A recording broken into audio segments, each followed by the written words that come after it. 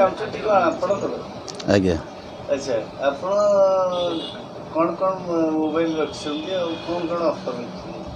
ଆମ ପାଖରେ ସବୁ ବିଭିନ୍ନ ପ୍ରକାର ମୋବାଇଲ ରହୁଛି, ଯେଉଁଟାକି Vivo, Oppo, Samsung, Realme, MI ଠୁ ଧରିକି ଆଇଫୋନ୍ସ ବିଭିନ୍ନ ପ୍ରକାର ମୋବାଇଲ ରହୁଛି। ଅଫର୍ କଥା ଯେଉଁ କହିଲେ, ଆମର ତ ପ୍ରତ୍ୟେକ ବର୍ଷ ପୂଜା ସିଜନରେ ଆମେ ଏଇ ପୂଜା ମୋବାଇଲରେ ଆମେ ଅଫର୍ ସବୁ ବର୍ଷ ଆମେ ଦେଉଛୁ। ଏ ବର୍ଷ ଗୋଟେ ୟୁନିକ୍ ଅଫର୍ ଆମେ ଦେଇଛୁ, ଯେଉଁଟାକି ଗୋଟେ ଫ୍ୟାମିଲି ପ୍ୟାକ୍, ଆଉ ମାନେ ଗୋଟେ ରେଷ୍ଟୁରାଣ୍ଟରେ ଆସି ବସିକି ଗୋଟେ ମୋବାଇଲଟେ ଛୋଟ ମୋବାଇଲଟେ ବି କିଣିଲେ ଗୋଟେ ସାଙ୍ଗସାଥି ବସିକି ଖାଇବି ଗୋଟେ ରେଷ୍ଟୁରାଣ୍ଟରେ ଏନ୍ଜୟ କରିପାରିବେ। ଆଉ ଗୋଟେ ଫ୍ୟାମିଲି ଯଦି ବି କିଛି ଗୋଟେ ମୋବାଇଲଟେ କିଣୁଛନ୍ତି, ଫ୍ୟାମିଲି ତାଙ୍କ ପିଲାପିଲି ଧରିକି ସମସ୍ତେ ଗୋଟେ ଯାଇକି ଖୁସିରେ ଏନ୍ଜୟ କରିପାରିବେ। ସେଇଟା ଗୋଟେ ଫୁଡ୍ ଅଫର୍ ଆମେ ଦେଇଛେ ବର୍ଷ ୟୁନିକ୍ରେ।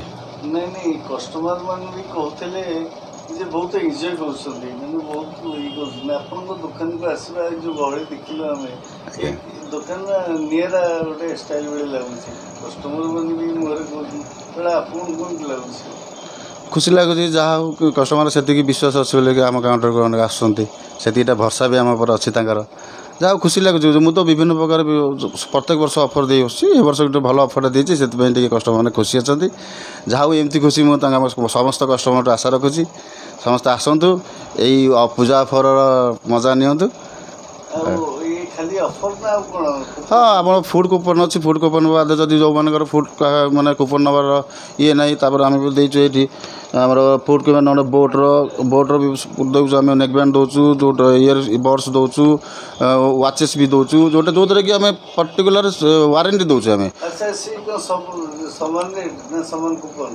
ନାଇଁ, ଏଇଟା ଆମେ ପୁରା ଇନଷ୍ଟାଣ୍ଟ ଦେଇଦେବୁ। ଆମେ ଯେଉଁ କୁପନ୍ ବା ଯେଉଁମାନେ କୁପନ୍ ନ ନେବେ, ଏଇଟା ଏକ୍ସଟ୍ରା ଆମେ ସାଙ୍ଗେ ସାଙ୍ଗେ ପୁରା ୱାରେଣ୍ଟି ସହ ଆମେ ଦେବୁ। ଆଚ୍ଛା, ଏଇଟା ଯେଉଁ ବିରିୟାନୀ, କୋଲ୍ଡ ଡ୍ରିଙ୍କ୍ ସବୁ ସମାନ?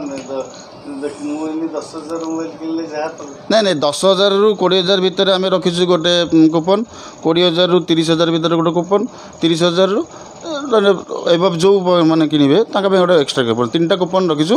ସେଇ ଅନୁସାରେ ଆମେ ଆମର ଡିଭାଇଡ଼ କରିକି ସେମାନେ କଷ୍ଟମର ପାଇଁ କରାଇଛୁ। ମାନେ କୁପନ୍ ପାଇଲେ ସେ ଯାହା ରହିଲେ ପାଇବେ ନା? ହଁ, ନିଶ୍ଚୟ ସମସ୍ତେ ପାଇବେ। କୌଣସି କଷ୍ଟମର ଆମ ପାଖରୁ ହାରାସମେଣ୍ଟ ଯିବେନି।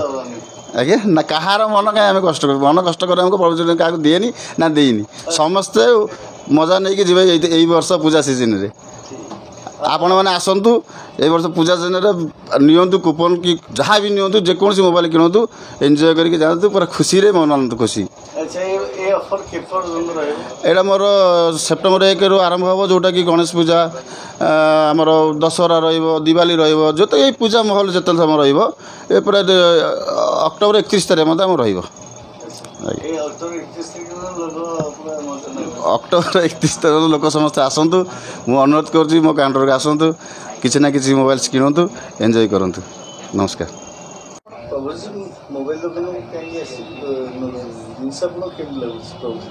ସବୁ ବହୁତ ବଢ଼ିଆ ଜିନିଷ, ଦୋକାନ ଭଲ। ମୁଁ ଆକ୍ଚୁଆଲି ପୁରୀ ସାକ୍ଷୀଗୋପାଳରୁ ଆସିଛି। ଆଗରୁ ମୁଁ ପ୍ରତିବର୍ଷ ପୂଜା ସିଜିନରେ ୟାଙ୍କ ଦୋକାନକୁ ଆସେ। ୟାଙ୍କର ବହୁତ ବଢ଼ିଆ ସ୍କିମ୍ ଥାଏ, ଆଉ ଯେଉଁଟା ଆମମାନଙ୍କର ଅଫର୍ ଦିଅନ୍ତି ସବୁବେଳେ, ସବୁ ପୂଜା ସିଜିନରେ ତାଙ୍କର ବହୁତ ବଢ଼ିଆ ଆକର୍ଷଣୀୟ ଅଫର୍ ଥାଏ। ଏ ବର୍ଷ ଯେମିତି କିଛି ଫ୍ୟାମିଲି ପ୍ୟାକ୍ ଅଫର୍ ରଖିଛନ୍ତି ଫୁଡ଼୍ ଆଇଟମ୍ ଉପରେ, ସେଇଟା ସବୁଠୁ ଭଲ, ଯେଉଁଟାକି ଅନ୍ୟ କେଉଁଠି ପାଇବେନି।